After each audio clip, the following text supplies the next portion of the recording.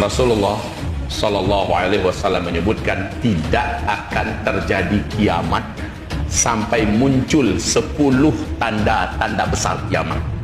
Muncul dulu 10 tanda besar kiamat.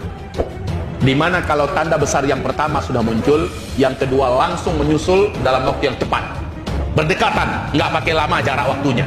Yang ketiga lagi lebih cepat lagi. Yang keempat kelima, harazatun manzumatun fi silk yuqta'u silk yatba'u ba'daha ba'dha. Ini hadis Imam At-Tirmidzi sahih menurut syarat Bukhari dan Muslim. Apa kata Rasulullah? 10 tanda besar kiamat itu seperti 10 butir-butir marjan.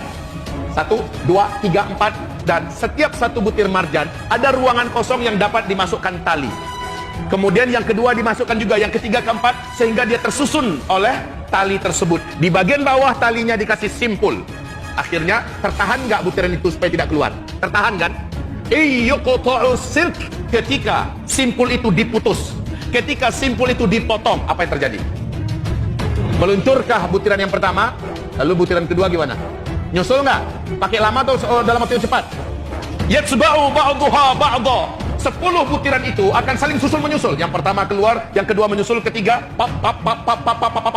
keluar sampai habis semuanya.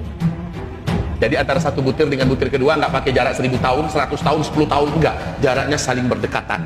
10 tanda besar kiamat ini kaum muslimin, tujuhnya umat Islam akan menyaksikan kejadian itu. Tujuhnya 1, 2, 3, 4, 5, 6, 7 umat Islam masih hidup dan masih sempat menyaksikannya. 8, 9, 10 hanya orang-orang kafir saja yang masih tersisa hidup di bumi ini yang akan mengalami, yang akan menyaksikan, dan kiamat itu terjadi pada mereka. Allah di tanda besar kiamat yang ke-7 akan wafatkan serentak umat Islam di muka bumi ini. Jadi pada tanda besar kiamat yang ke-7, Allah Subhanahu wa taala akan wafatkan serentak umat Islam ini di muka bumi, sehingga tidak ada satupun yang tersisa dari umat Nabi Muhammad. Nah, Nabi Muhammad sallallahu alaihi wasallam mengatakan sejak beliau diutus, ya, dalam usia beliau 40 tahun, sejak beliau diutus sampai umatnya di muka bumi serentak Allah wafatkan, umat Islam ini wajib menjalani 5 fase terlebih dahulu. 5 fase sejarah.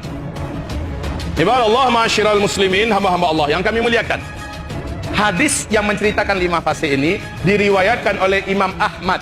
Hadis ini menurut Syekh Ahmad Syakir sebagai hadis yang sahih. Syekh Ahmad Syakir adalah salah seorang ulama, pakar dan ahli hadis yang kualitas keilmuannya hampir menyetarai Syekh Muhammad Nasiruddin Al-Albani. Menurut Syekh Albani hadis ini hasan. Menurut Syekh Ahmad Syakir hadis ini adalah sahih. Baik. 5 fase. Fase pertama Nabi menyebutkan adalah fase ahdun nubuwah, di mana umat Islam pada fase pertama dipimpin langsung oleh Nabi Muhammad sallallahu alaihi wasallam. Berarti ini fase di mana Nabi yang langsung memimpin umat Islam. Fase ini berlangsung 23 tahun. 23 tahun. 23 tahun yaitu 13 tahun Nabi di Mekah, 10 tahun Nabi di Madinah setelah hijrah. Setelah hijrah 10 tahun di Madinah. Fase ini telah berakhir. Umat Islam secara otomatis masuk pada fase kedua. Fase kedua yaitu umat Islam dipimpin oleh para khulafaur rasyidin. Khulafaur rasyidin al-mahdiyyin. Nabi mengatakan lamanya fase khulafaur rasyidin adalah 30 tahun. Ya. Jadi yang memimpin umat Islam di sini adalah khilafah, ya, khilafah Islamiyah dengan konsep kenabian. Berapa lamanya, Pak? 30 tahun. Siapa-siapa yang mengisi kekhalifahan ini? Abu Bakar, Umar, Utsman, berapa tahun itu? Enggak, kalau baca sejarah baru 29 tahun 6 bulan. Lalu kata Nabi kan 30 tahun. Ini hadisnya jelas. 30 tahun. Kemana 6 bulan lagi? Allahu Akbar. 6 bulan lagi adalah jatah Hasan bin Ali. Hasan bin Ali memegang tampuk kekhalifahan dengan kesepakatan Ahlul Halli wal Aqdi, menggantikan Ali bin Abi Thalib. Rasul sambil memegang cucunya berkata, di tangan cucuku ini nanti akan bersatu kalimat kaum muslimin. Di masa beliau, di dalam kepemimpinnya, kalimat kaum muslimin nanti akan bersatu. Masya Allah, ternyata jadi kenyataan, Pak. 6 bulan dari 29 tahun setengah, 6 bulan kekhalifahan itu, Hasan bin Ali berinisiatif untuk menyerahkan kekhalifahan di tangannya kepada Muawiyah bin Abi Sufyan, di mana umat Islam ketika itu sedang terbelah menjadi dua kubu raksasa. Satu kubu adalah berpusat pada kekhalifahan Hasan bin Ali di Madinah, berarti sebelah timur. Sebelah baratnya umat Islam dipimpin oleh Muawiyah bin Abi Sufyan, dan keadaan ini sangat buruk. Hasan tidak mau umat Islam terpecah seperti ini, maka dia berinisiatif kekhalifahan diserahkannya kepada Muawiyah bin Abi Sufyan. Sejak saat itu kalimat kaum muslimin satu dunia menjadi bulat kembali. Khalifahnya adalah Muawiyah bin Abi Sufyan, genap di tahun ke-30. Allahu Akbar. Habis sudah masa kekhalifahan dengan konsep kenabian. Mulai dari tangan Muawiyah, masuklah fase ketiga. Para khalifah saat itu sudah menggunakan sistem kerajaan. Gelarnya tetap khalifah, tetapi sistem yang digunakan dalam pemerintahnya sudah sistem kerajaan. Kalau dia meninggal, langsung digantikan oleh ahli warisnya. Dan ini sudah sistem kerajaan. Dan Nabi mengatakan fase ketiga, mulkan abon, fase kerajaan Islam yang menggigit. Dan fase ini paling lama. Berapa lamanya? 1227 tahun. 1227 tahun diisi oleh 3 dinasti. Dinasti Bani Umayyah, yang kedua dinasti Bani Abbasiyah, dan yang ketiga dinasti Bani Utsmaniyah atau Ottoman, ya. Baik kaum muslimin, fase ini berarti adalah fase kerajaan.